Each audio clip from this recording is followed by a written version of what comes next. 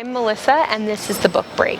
And today I'm in Salt Lake City, Utah, at the League of Utah Writers Quills Writing Conference. This is a great opportunity for people in the Mountain West to come learn more and meet their favorite authors. Today I get to talk to Michaelbrent Collings, who is a phenomenal fantasy, thriller, and horror writer. Let's go chat with them.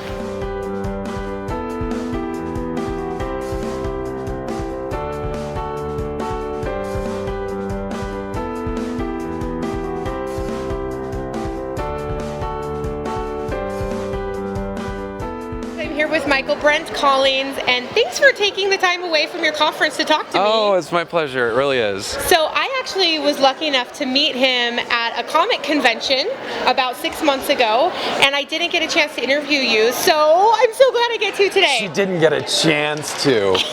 Right past me. Okay, so one of the things that I think is super cool about you is you've written a ton of books first. How many have you written now? It is coming up on 40. It's enough that when I talk about them, I get details confused, which looks awesome. I'm like, this is a really good book. Wait, no, that was the other book. But this time I'll get it right. Okay, and how long have you been writing? Well, I've been writing 40 years? Yeah, my whole life. I've been writing, because my father was the director of the creative writing department of a big university. So I've been writing forever, but full-time 10 years or so. Yeah. So you've written 40 books in 10 years? Yeah. Okay, you have to be a full-time writer then. How do you do this? Well, part of it's like you put your butt in the seat for 8 or 10 hours and stuff starts to happen. It's either that or like solitaire for 10 hours, which I can't do. So yeah, part of it is, it's a job, and I'm amazed that writers who are full-time, they go, I have writer's block, and I go, if you were a police officer or a doctor, like you couldn't walk up as a police officer and be writing out the ticket and then go, never mind, I have cop block, I'm not feeling it. So I'm a professional, so whether I feel like it or not, I sit down and I write. And if you do that every day, you start putting out product fairly regularly. Yeah. Do you ever take like what you've written in a session and go, this is not good, and just toss it? It's not that I go, it's terrible. It's more once in a while, because I'm really oriented obviously on selling books, so I have a wide market audience, and there are times where I'll start a piece and I'll realize this isn't going to play to my audience, and that's the same as any movie or any other mass media kind of product, is you have to be sitting there and going, I'm not writing this for my mom. My mommy will love everything. Right. But my audience, they're going to pay me money and they're going to expect to be wowed. So if this isn't working for them, whether it's good or not, it's irrelevant. Right. So you write a couple different genres. I know one is, I've got here The Sword Chronicles, and this is a series. And it's fantasy, right? Yep. Okay, tell me about this series. So this series takes place on the top of 5 mountains, is an empire. Underneath is cloud cover. No one's been under the clouds for 1,000 years. So it's a closed system, and one of the things they do to kind of keep the population down is some of their children become gladiators who are going to fight until they're dead. There's no getting out. And one of them picks up a dagger in one of the fights and finds out she's what's called a greater gift, which is one of the great magic powers of the empire. And her power is she can wield any sword, any weapon, and be essentially unbeatable. And so immediately she's claimed by the empire, and they say, you're our new #1 assassin. And so the whole thing is this kind of, it's very like X-Men meets Lord of the Rings, because there's these people with wonderful powers that are very specific, and each one of them can change the course of this world. How many books are there in this series? There's 3, and they're finished. Like, you don't have to wait for 10 years, because I'm not George R.R. Martin. They're all done. So you can read all the way to the end and go, and it's over. Nice. Okay. So fantasy, and then you also do thriller horror. Yeah. I know just recently you came out with Predators. Yes. Okay. Tell me more about this, because this looks a little freaky, I'll be honest. So it's cool. It's a super cool one.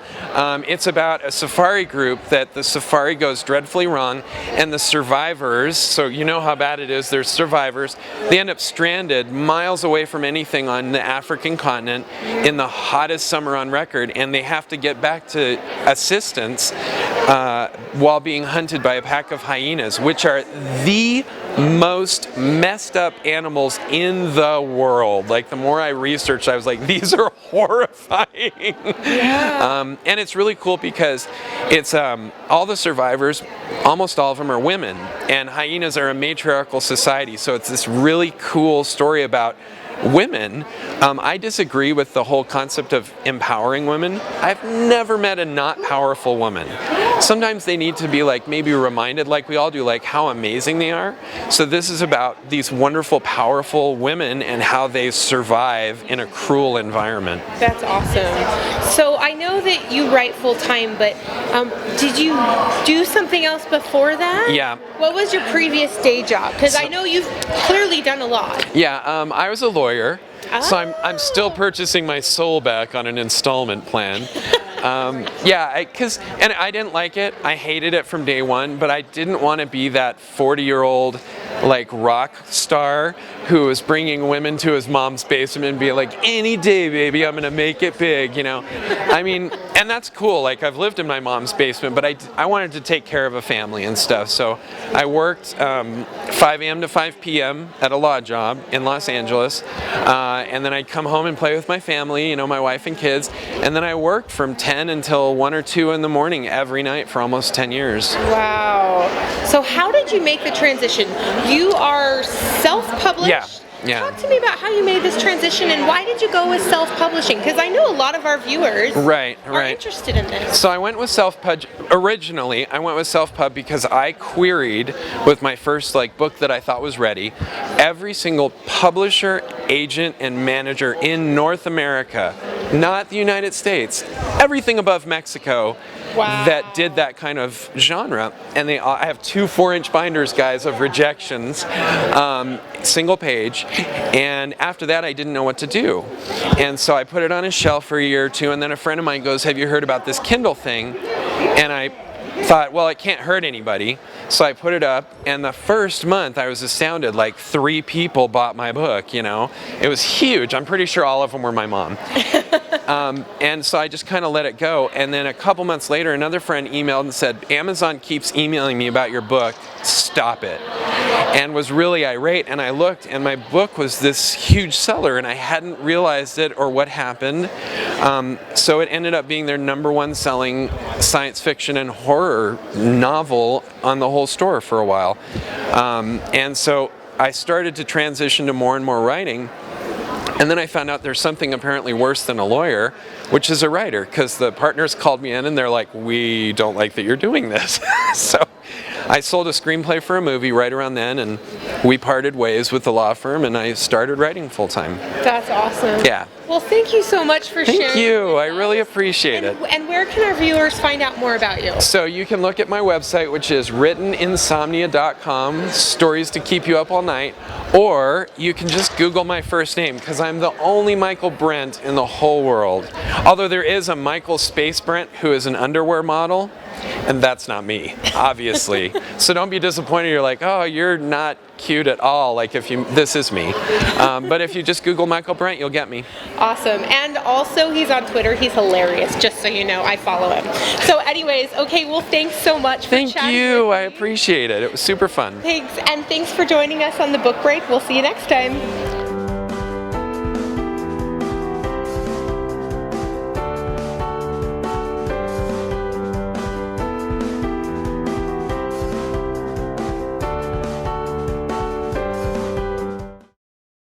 Hi, I'm Melissa, the host of the show The Book Break, and today I would love to tell you about the book The Purple World by Dr. Joseph Q. Jarvis. In this book, he relates stories that show us how our healthcare system is broken and gives us a solution for how we can fix it. Did you know over 70% of Americans say our healthcare system is in crisis? We need to do something about this. Pick up the book The Purple World, Healing the Harm in American Healthcare by Dr. Joseph Q. Jarvis. What the Single Eye sees actually as individual sermons that I gave in sacrament meeting. It got to the point where I was sending out dozens of copies of the talks, and I thought maybe I should organize them into a book. And so I hope people who read the book feel like they have a better understanding of what are faith, hope, and charity. I hope you enjoy it. You can find it at barnesandnoble.com or amazon.com.